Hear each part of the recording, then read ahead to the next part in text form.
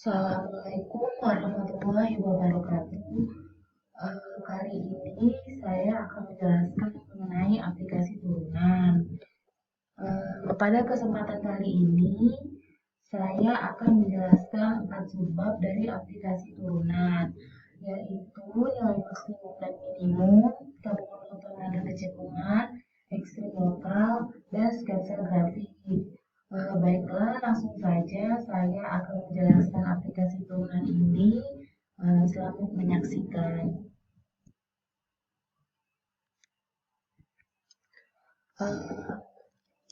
Baiklah, saya akan menjelaskan mengenai maksimum dan minimum. Definisi, misalkan S merupakan daerah asal dari F dan mengandung titik C. Fc merupakan nilai maksimum dari F jika Fc lebih besar atau sama dengan Fx untuk semua X di S. Maksudnya di sini adalah Fc itu lebih besar dari semua nilai Fx di grafik ini, di fungsi ini, sehingga Fc merupakan nilai terbesar dari fungsi tersebut. Begitupun juga dengan Fc, yaitu nilai minimum pada S jika Fc kurang dari Fx, karena Fc ini merupakan nilai terkecil di semua X di S. Nah, Fc merupakan nilai ekstrim apabila ia mempunyai nilai maksimum dan nilai minimum. Jadi kalau misalnya Fc itu mempunyai nilai maksimum dan nilai minimum, berarti dia mempunyai nilai ekstrim. Teorema untuk nilai maksimum dan nilai minimum ini. Teorema keberadaan maksimum minimum. Misalkan F kontinu pada interval tertutup A, B, maka nilai maksimum dan nilai minimumnya itu berada di interval tersebut atau interval A, B. Kemudian untuk teorema titik kritis, misalkan F berada di interval V dan memuat nilai C.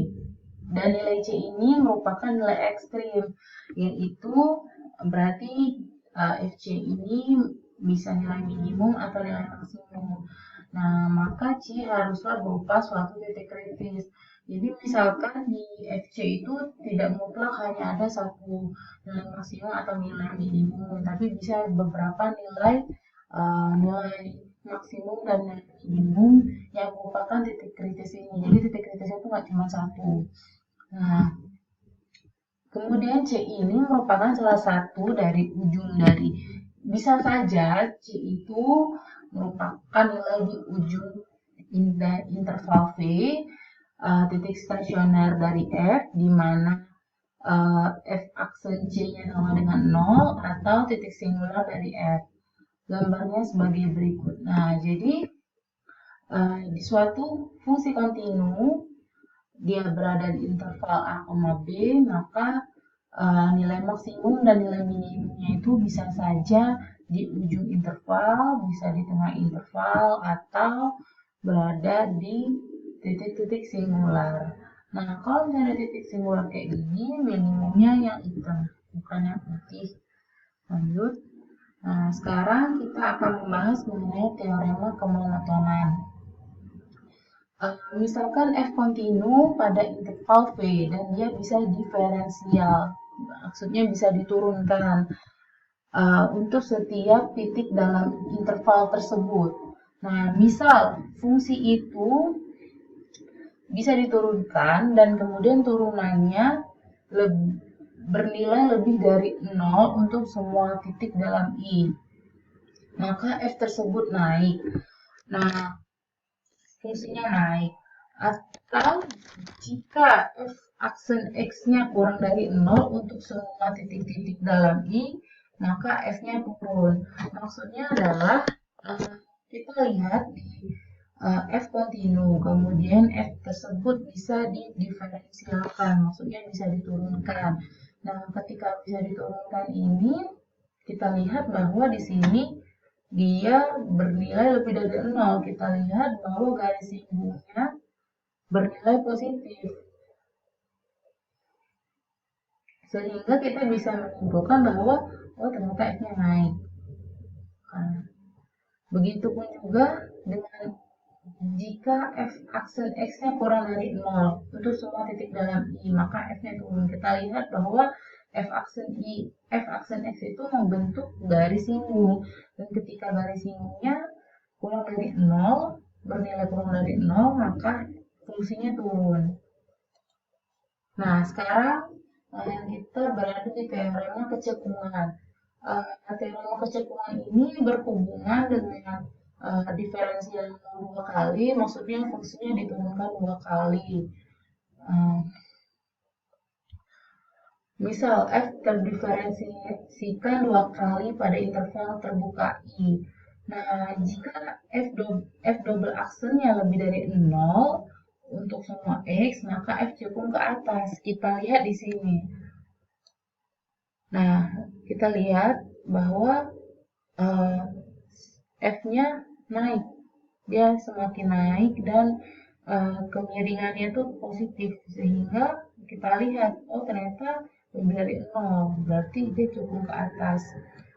Kemudian f double aksennya kurang dari 0, kita lihat ternyata dia cukup ke bawah, kemiringannya cukup ke bawah, dan ini dia cukup ke atas kemudian cukup ke bawah. Nah, ini disebut titik belok.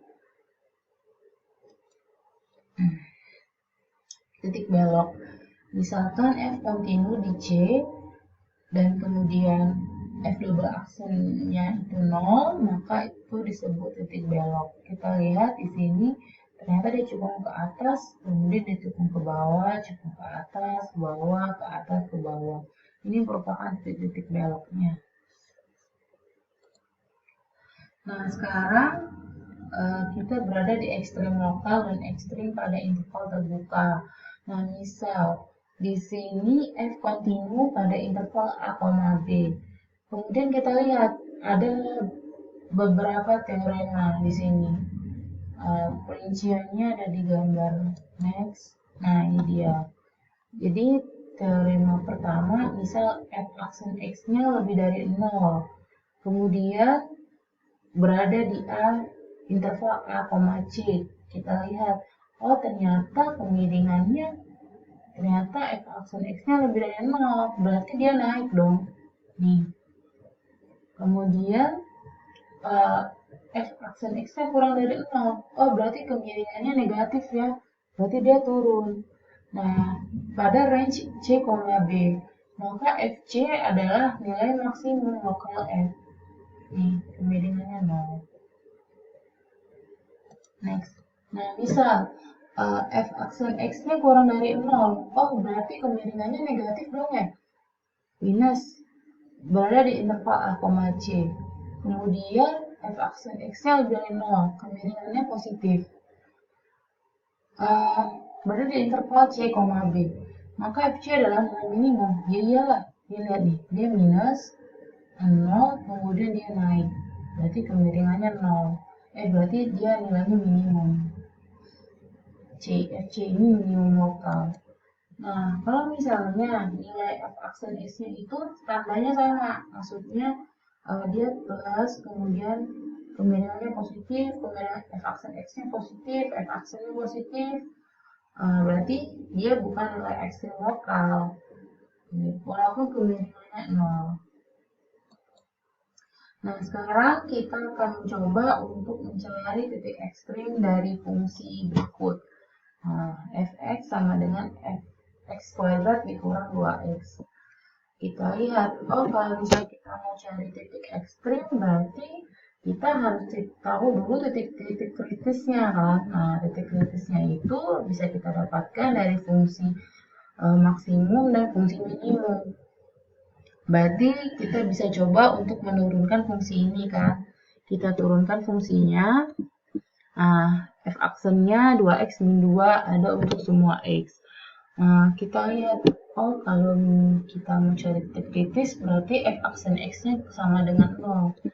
Oke, sama dengan 0.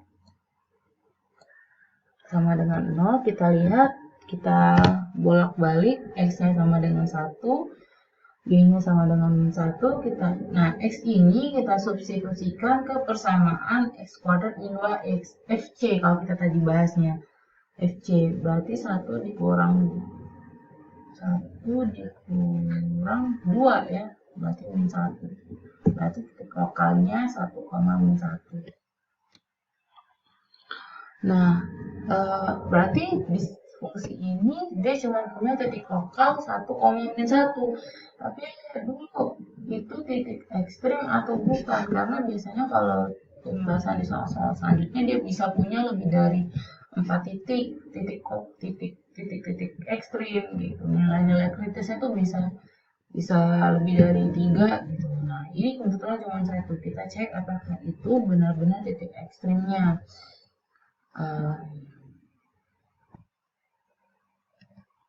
Nah, sekarang kita akan menguji titik kritis dengan turunan pertama. Maksudnya kita lihat apakah dia mempunyai kemiringan yang positif, kemudian negatif, sehingga dia cekung ke bawah, atau dia cekung ke atas. Kita lihat, untuk f(x) lebih dari 0, ternyata x-nya lebih dari 1. Berarti fungsinya naik untuk x lebih dari 1. Ya kan? F-nya naik pada 1 sampai tak hingga. Kemudian untuk f(x) dan x kurang dari 0, ternyata kemiringannya negatif. Maksudnya dia turun kan? Sudah dijelasin di awal bahwa dia turun. Berarti untuk x kurang dari 1, bahwa f-nya turun. Nah, berarti benar dong kalau misalnya dia itu bentuknya cekung ke atas, sebagai sebuah fungsi kuadrat. Nah, titik balik fungsinya adalah 1, min 1. Nah, sekarang tadi sudah dijelaskan menggunakan sudah dijelaskan menggunakan kemonotonan. Sekarang kita pakai kecekungan. Kalau kecekungan berarti turunannya 2 kali dong ya. Nah, double aksennya 2 kali, 2x. Nah, sudah diturunkan hasilnya 2x, kita substitusi dengan 1, tadi sudah dapat titik lokalnya, dapatlah f aksennya, double aksennya 2. Ternyata nilai 2 ini lebih dari 0 dong, berarti nilai f aksen x-nya lebih dari 0. Nah, kalau lebih dari 0 tadi, berarti dia merupakan titik minimum fungsi. Nah, berarti benar dong kalau misalnya 1,1 itu merupakan titik minimum. Nah, sekarang kita mencoba untuk mensketsa grafik fungsi yang sudah dicari tadi. Kalau menggunakan analisis kalkulus, maksudnya bikin fungsinya nggak pakai turunan gitu ya. Nah, kita biasanya pakai substitusi x-nya berapa, y-nya berapa, menguji titik kritisnya berapa, kemudian cari titik potong dengan subkoordinat.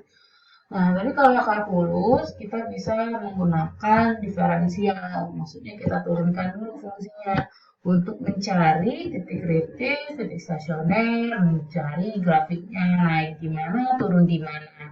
Itu pertama. Yang kedua, kita menguji titik kritis untuk mencari maksimum dan minimum lokal. Yang terakhir, kita menentukan turunan kedua untuk mencari kecekungan grafik.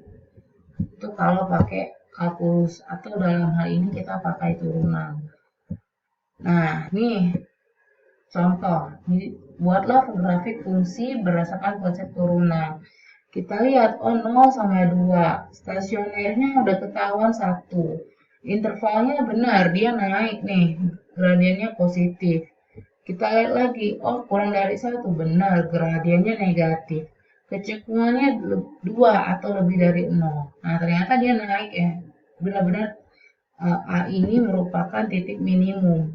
Berarti terbukti bahwa bisa ternyata kita cari grafik fungsi menggunakan konsep turunan.